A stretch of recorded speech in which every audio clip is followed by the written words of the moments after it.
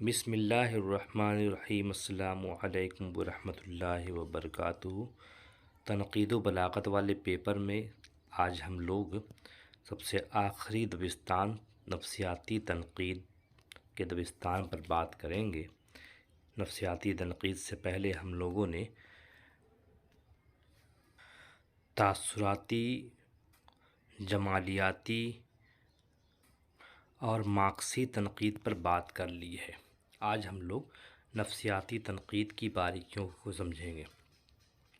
اردو میں نفسیاتی تنقید یعنی سائیکولوجیکل کرٹیسزم کی روایت مغربی ادب سے آئی ہے اور اس کے بنیاد گزار سگمنڈ فرائیڈ ہیں۔ فرائیڈ کا شمار ماہر نفسیات کے طور پر ہوتا ہے۔ نئے علوم اور جدید سائنس نے عجیب و غریب رازوں کا انکشاف کیا ہے۔ ان میں سے ایک زاویہ یہ ہے کہ ہمارے ذہن کے اندر بہت سی انجانی دنیائیں آباد ہیں۔ ہم جو کچھ کہتے یا کرتے ہیں ان میں ان دنیاؤں کا عکس بہر طور نظر آتا ہے، جو علم میں ہمارے ذہن کے ان تہخانوں میں گھس کر سراغ رسائی کا کام کرتے ہیں جسے انسانی نفسیات کا علم کہہ سکتے ہیں۔ یہ علم ان باتوں سے سروکار رکھتا ہے کہ انسان کس طرح سوچتا ہے، کس طرح محسوس کرتا ہے اور کس موقع پر اس کے جذبات کیا ہوتے ہیں۔ یہ علم ہمیں یہ بھی بتاتا ہے کہ ہمارا ذہن ایک تہ خانے کے مانند ہے جس میں طرح طرح کے سامان محفوظ رہتے ہیں۔ اس ضمن میں فرائیڈ کی تصنیف تعبیر خواب انٹرپریٹیشن آف ڈریمز 1899 میں جب شائع ہوئی تو انہوں نے تحلیل نفسی اور نفسیات کے حوالے سے درجہ ذیل باتیں کہیں، اور انہوں نے انسانی نفسیات کو 3 حصوں میں تقسیم کیا۔ نمبر 1 شعور، جسے کانشسنس کہتے ہیں۔ نمبر 2 لاشعور انکانشسنس۔ نمبر 3 تحت الشعور سب کانشسنس۔ پہلا حصہ ہے شعور کا۔ پہلے حصے میں اس کا وہ حصہ ہوتا ہے جس کے بارے میں ہم خوب جانتے ہیں کہ اس میں کیا کیا موجود ہے، اسے ہم شعور کہتے ہیں۔ دوسرے حصے میں گھپ اندھیرا ہے، اس کے بارے میں ہمیں خود کچھ خبر نہیں۔ یہاں وہ ساری چیزیں جمع ہوتی رہتی ہیں جنہیں ہر طرف ناپسند کیا جاتا ہے، مثلاً جنسی خواہشات، لالچ، خود غرضی وغیرہ۔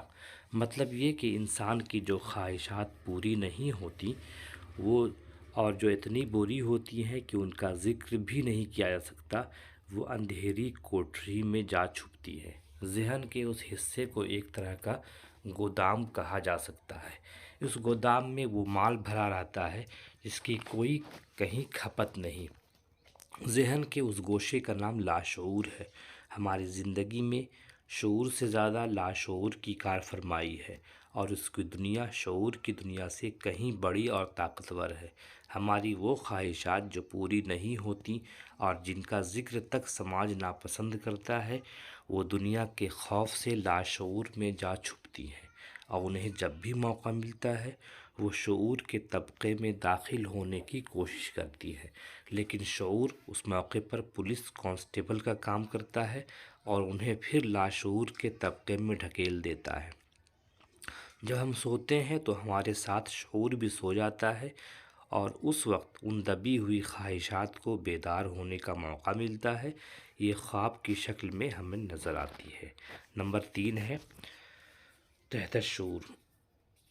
شعور اور لاشعور کے درمیان تیسرا طبقہ بھی ہے جسے تحت الشعور کہا جاتا ہے۔ یہاں وہ چیزیں ہوتی ہیں جنہیں پوری طرح بھولتے بھی نہیں ہیں ہم، اور اچھی طرح انہیں یاد بھی نہیں کرتے۔ یہ وہ باتیں ہیں جو دماغ پر زور دینے سے شعور کی سطح پر ابھرتی ہیں۔ ذہن کے تینوں طبقوں میں تقسیم کرنے والا فرائیڈ ہے۔ وہ تحلیل نفسی کا موجد بھی ہے، اور تحلیل نفسی کا مطلب ہے ذہن کی تہ میں چھپی ہوئی باتوں کا پتہ لگانا۔ دوسرے لفظوں میں انسانی ذہنیات کے پیچ و خم کا مطالعہ کرنا۔ فرائیڈ کے شاگرد ایڈلر نے بھی بعض اہم باتیں کہی ہیں جن کا جاننا ضروری ہے۔ اس کا خیال ہے کہ احساس کمتری انسانی زندگی میں بہت اہم رول ادا کرتا ہے۔ احساس کمتری کا مطلب ہے کہ کوئی شخص کسی چیز سے محروم ہو جاتا ہے تو وہ دوسروں کے مقابلے میں خود کو حقیر یا کمتر سمجھنے لگتا ہے۔ ایڈلر کہتا ہے کہ یہ احساس شروع سے آخر تک انسان کو گھیرے رہتا ہے۔